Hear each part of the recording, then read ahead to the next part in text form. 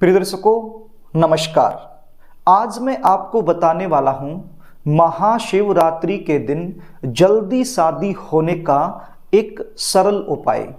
ये उपाय जिन बच्चों की शादी में लगातार देरी बनी हुई है वो बच्चे यदि खुद करना चाहें तो खुद भी कर सकते हैं, और यदि खुद नहीं कर पाते हैं तो ऐसी सिचुएशन में माता पिता अपने बच्चों के शीघ्र विवाह के लिए ये उपाय जरूर करें।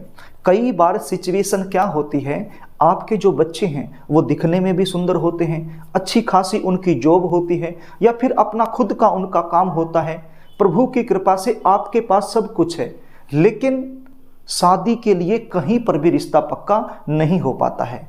ऐसी सिचुएशन में बच्चे तो परेशान होते ही हैं, लेकिन बच्चों से कहीं ज़्यादा परेशान माता पिता हो जाते हैं।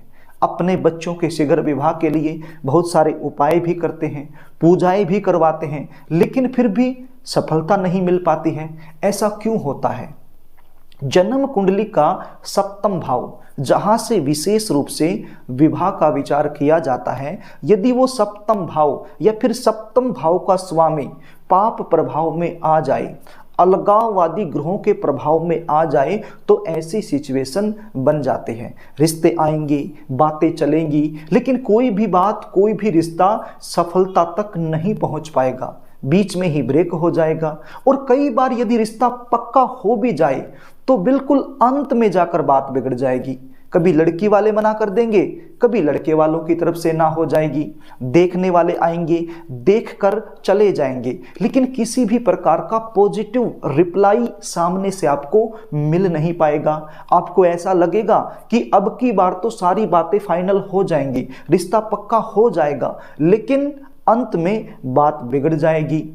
कुछ ऐसे रिश्ते आएंगे जो आपके लेवल के नहीं हैं, जो आपको पसंद नहीं है, तो वो आप अपनी तरफ से मना कर दोगे। और कुछ ऐसे रिश्ते जो आपके लेवल के हैं, आप चाहते हो कि वहां पक्का हो जाए, तो वहां सामने से पक्का नहीं हो पाएगा। तो प्रिय दर्शकों, ऐसे में बच्चों की उम्र लगातार निकलती जाएगी। यदि आप लोगों के साथ भी यही सिचुएशन बनी हुई है तो चिंता करने की आवश्यकता नहीं है। 8 मार्च 2024 शुक्रवार के दिन महाशिवरात्रि का व्रत आ रहा है, तो आपने ये उपाय इसी दिन करना है। यदि आप व्रत रखना चाहो तो रख सकते हो, यदि व्रत नहीं रखना चाहते हो नो प्रॉब्लम, केवल ये उपाय कर दीजिए। उपाय बताऊं इससे पहले आपसे निवेदन करना चाहूँगा, यदि आप चैनल पर नए हैं और अभी तक आपने इस चैनल को सब्सक्राइब नहीं किया है तो मुझसे लगातार जुड़े रहने के लिए चैनल को सब्सक्राइब कर लीजिए, बेल आइकन को भी प्रेस करके रखिए। ये करने से आपको फ़ायदा क्या होगा? अभी ये वीडियो जो आप देख पा रहे हो, इस वीडियो को यदि आप भविष्य में देखना चाहोगे तो आपको मिल नहीं पाएगी, आप ढूंढते रहोगे। लेकिन चैनल को यदि आपने सब्सक्राइब कर लिया तो इस वीडियो को कभी भी आप ढूंढ सकते हो, आपको आसानी से मिल जाएगी। मेरे पास बहुत ज़्यादा फ़ोन कॉल्स आते हैं कि सर आपने वो वीडियो में उपाय बताया था, लेकिन उसमें से कुछ चीज़ें हम भूल गए हैं, तो आप हमें बता दीजिए। उस समय मेरे पास समय नहीं होता है, वीडियो आपको मिल नहीं पाती है, तो फिर उपाय आप कर नहीं पाते हैं, और करते हो तो फिर गलत पलत कर देते हो, जिससे आपको लाभ नहीं मिल पाता है। इसलिए चैनल को सब्सक्राइब जरूर कर लीजिए ताकि आपका मन करे उसी समय ये वीडियो आप देख पाएं। तो प्रिय दर्शकों, अब आप उपाय सुन लीजिए, इसको ध्यान से सुन लीजिए। ये उपाय आपने 8 मार्च 2024 शुक्रवार के दिन महाशिवरात्रि व्रत के दिन कर देना है। सुबह से शाम तक किसी भी समय आप ये उपाय कर सकते हैं। ये उपाय करने के लिए आपके पास क्या सामग्री होनी चाहिए, इसको नोट कर लीजिए। आपके पास एक बिल्व पत्र होना चाहिए। क्या होना चाहिए? बिल्व पत्र आपके पास होना चाहिए, साफ सुथरा, कटा पटा बेल पत्र नहीं चलेगा, बिल्कुल साफ सुथरा बेल पत्र आपके पास होना चाहिए। और क्या होना चाहिए? थोड़ा सा लाल रंग का चंदन आपके पास होना चाहिए और थोड़ा सा पीले रंग का चंदन आपके पास होना चाहिए। ये लाल और पीले रंग का चंदन जहां से पूजा का सामान मिलता है वहां से आपको आसानी से मिल जाएगा। तो ये चीजें आप अपने घर में ले आइए। इस बेल पत्र को गंगा जल की सहायता से अच्छे से धो लीजिए, और यदि गंगा जल आपके पास अवेलेबल नहीं है तो साफ सुथरे पानी की सहायता से इसको अच्छे से धो लीजिए। अब ये जो आप चंदन लेकर के आए हो लाल रंग का और पीले रंग का, तो 2 कटोरियां ले लीजिए। एक कटोरी के अंदर लाल चंदन डाल लीजिए, दूसरी कटोरी के अंदर पीले रंग का चंदन आप डाल लीजिए और थोड़ा सा पानी मिला करके इसका घोल बना लीजिए। अब एक माचिस की तिल्ली ले लीजिए। क्या लेना है? माचिस की तिल्ली। उस माचिस की तिल्ली पर थोड़ी सी रुई लपेट लीजिए। रुई क्या होती है? कॉटन, जिसकी सहायता से हम बत्ती बनाते हैं। तो वो रुई माचिस की तिल्ली पर आप लपेट लीजिए और जो पीले रंग का चंदन घोल आपने तैयार किया है उसकी सहायता से बेलपत्र की जो बीच वाली पत्ती होती है, ये तो आप जानते ही हैं, एक बेलपत्र में 3 पत्तियां होती हैं, तो जो बीच वाली लंबी वाली पत्ती होती है उस पत्ती पर लिखना है। क्या लिखना है? शुभ विवाह। क्या लिखना है? शुभ विवाह।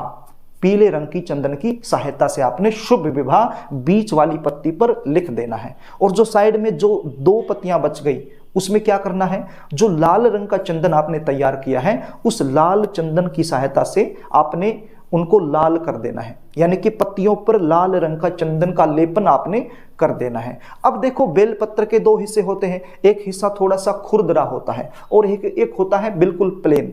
तो प्लेन वाला जो हिस्सा है उसी साइड में आपने लिखना है और उसी साइड की जो बराबर वाली पत्तियां हैं उनको आपने लाल चंदन की सहायता से लाल कर लेना है। इतना सा आपने कर लिया। अब आप ये बेलपत्र लेकर शिव मंदिर में चले जाइए। शिवरात्रि के दिन सुबह से शाम तक किसी भी समय जा सकते हो। तो शिव मंदिर में जाने के बाद आपने इस बेलपत्र को शिवलिंग पर अर्पित कर देना है। जिस साइड में आपने लिखा हुआ है वो वाला हिस्सा आपने शिवलिंग की तरफ करना है और बेलपत्र रखने के बाद अपना राइट हैंड उसके ऊपर रखकर अपनी मनोकामना बोलनी है। अपनी जल्दी शादी होने के लिए शंकर भगवान और मां पार्वती से प्रार्थना करनी है। यदि आप माता पिता हैं तो अपने बच्चों के शीघ्र विवाह के लिए आपने शंकर भगवान और मां पार्वती से प्रार्थना करनी है, अपना राइट हैंड शिवलिंग के ऊपर रखकर। इसके बाद आपने वहीं पर बैठकर, शिव मंदिर में आप कहीं पर भी बैठ जाइए, हो सकता है कि इस दिन भीड़ हो मंदिर में, आपको जगह ना मिल पाए, तो किसी भी कोने में कहीं पर भी जाकर के आप बैठ जाइए और ओम नमः शिवाय का जाप कीजिए 108 बार। कितनी बार? 108 बार, यानी कि एक माला ओम नमः शिवाय, ओम नमः शिवाय, इस मंत्र का जाप कीजिए और पुनः जल्दी शादी के लिए प्रार्थना कीजिए शंकर भगवान और मां पार्वती से। बस इतना सा उपाय आपने करना है।